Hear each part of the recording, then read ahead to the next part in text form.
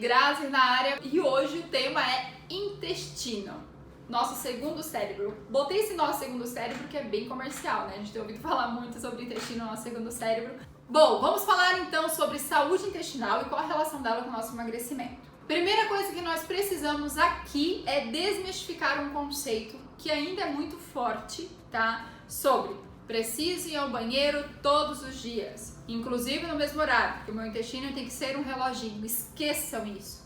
Você não precisa ir ao banheiro todos os dias, tá? E você vai entender o porquê logo mais. Vamos começar falando sobre disbiose. Disbiose não é uma doença, é um estado de saúde, um gatilho para desenvolver algum tipo de doença. O que quer dizer isso? Disbiose é alteração qualitativa e quantitativa na nossa microbiota intestinal. Quando eu falo microbiota intestinal, é igual falar flora intestinal, mas não se usa mais esse termo, tá? Então hoje a gente fala microbiota intestinal, mesma coisa que eu falar flora intestinal. Certo? Eu até trouxe aqui uma fotinho das gram-positivas e gram-negativas, que é as bactérias do bem, as positivas, obviamente, e as bactérias do mal, que são as gram-negativas, né? A realidade é que hoje, 1 em cada 3 pessoas tem disbiose, tá? Isso é muito mais comum do que a gente pensa. A questão é que as pessoas não sabem dar nome para isso. E isso acontece através da alimentação, mas também pelo uso crônico de antibióticos. Eu vou te fazer uma pergunta que eu faço em consultório. Quando foi a última vez que você tomou antibiótico?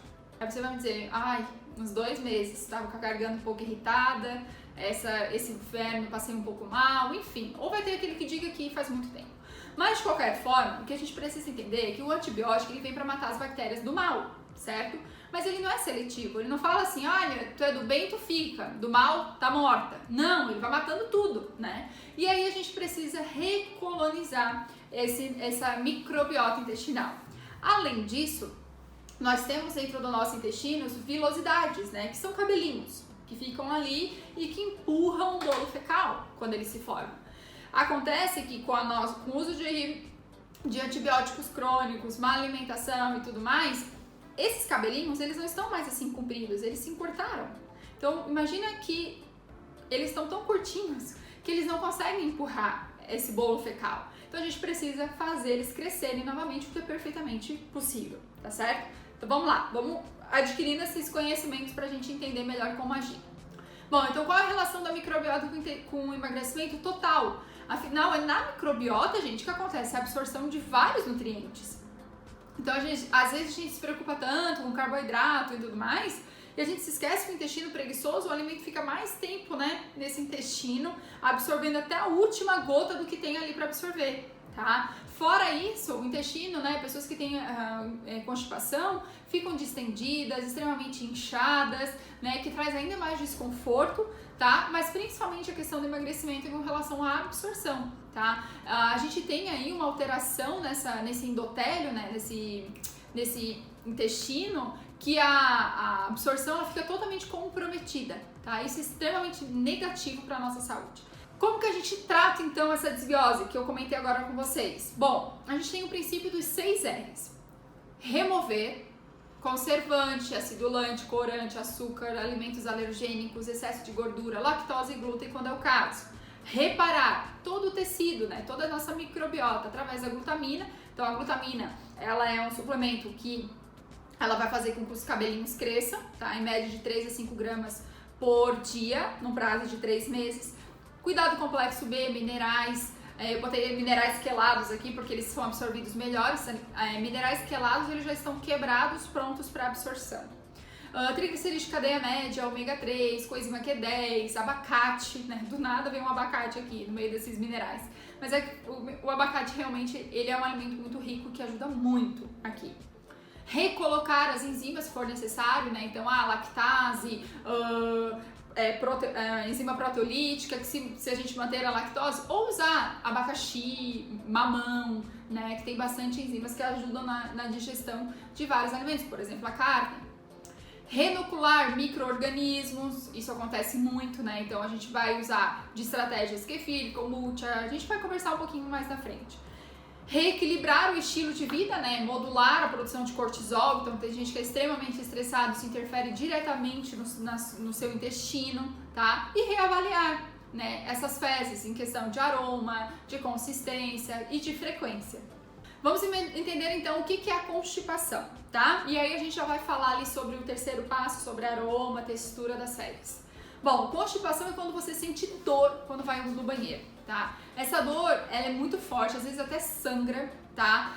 Você faz muita força, às vezes você não consegue fazer. Isso é constipação. E agora? Se você vai a cada 2 dias no banheiro, você se sente pleno, fiz tudo que tinha pra fazer, não tem muita produção de gases, meu intestino não fica preso, sigo o padrão 4, você já vai entender. Então quer dizer que você não é constipado, você só vai menos, você produz menos volume de fezes, tá? Por exemplo, é muito comum na dieta low carb as pessoas falarem, eu fiz dieta low carb e meu intestino travou. A ideia de uma dieta é você comer menos volume. Se você come menos, você vai ter menos volume para eliminar. Primeiro ponto. Segundo, se você faz uma dieta low carb bem feita, que é a base de verduras, legumes, frutas, extremamente rica em fibras, você dificilmente vai ter um intestino preso por conta disso. O que acontece é que as pessoas fazem uma dieta low carb à base de carne e queijos. E aí, minha querida, não tem muito o que fazer. O intestino vai prender mesmo, tá? Então, só para que a gente vá entendendo e desmistificando algumas coisas aqui. Eu trouxe aqui do lado a escala de Bristol, que é uma coisa que a gente usa em nutrição, em consultório, que é pra gente avaliar o tipo de fezes. Ela vai do 1 até o 7. Tá, quando eu falo pra vocês que ela tem que estar no padrão 4, eu tô falando desse padrão aqui, um padrão bananinha, tá? Um padrão ouro, que a gente chama na nutrição, beleza? Que é como ela tem que estar, não pode ficar nem tão pesada que ao você evacuar ela já cai lá pro fundo, tá? Porque ali tem muita comida, muita coisa que não foi bem digerida. O cheiro não tem que ser fétido, é óbvio que não vai ter aroma de flores, né? Quem dera, não vai ter aroma de flores, mas não pode ter aquela coisa assim que estraga a casa, né? A gente tem que realmente cuidar, porque se você tá saindo com um cheiro tão forte, é porque você comeu coisas que, né, proporcionaram esse cheiro nas fezes, tá certo? Voltando aqui rapidinho, entenderam o que é constipação? Então, entenderam que não precisa, quando eu falo lá na frente, não precisa ir todos os dias ao banheiro, que isso não é sinônimo de constipação, porque constipação é quando dói, quando você não consegue, e você passa o restante dos dias dolorido, com o abdômen, você passa literalmente enfesado, que é cheio de fezes, né, que a gente fala. Entenderam essa diferença, beleza?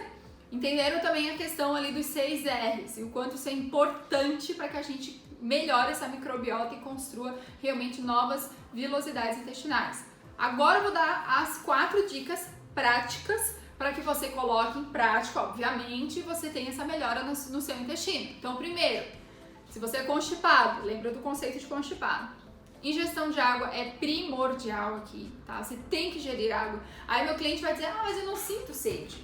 Não sinto aquela sede, aquela vontade de beber água. Gente, se você é constipado, teu corpo tá falando. Você que não tá sabendo ler o que ele tá falando, não tá sabendo ouvir o que ele tá dizendo. Teu cabelo tá caindo, a tua unha tá fraca, não bebe água, teu corpo tá falando. Você que não quer ouvir. 2, ingestão de fibras. E aí é a base da alimentação que nós estamos tendo. Frutas, verduras e legumes, tá? Mas não adianta você se encher de fibra e não tomar água. Você vai ficar ainda mais constipado. Primeiro que água, por isso que a água vem em primeiro lugar, certo? Terceiro, pré e probióticos, tá? Bom, pró quer dizer que acontece, né? E bios quer dizer vida. Então, ou seja, aquele que ajuda a vida de quem tá dentro da gente, né? Que são as bactérias do bem. Então, como é que a gente faz isso? Kefir, kombucha, manipulados, é possível você manipular probióticos, tá? É bem tranquilo, tem alguns produtos prontos também no mercado.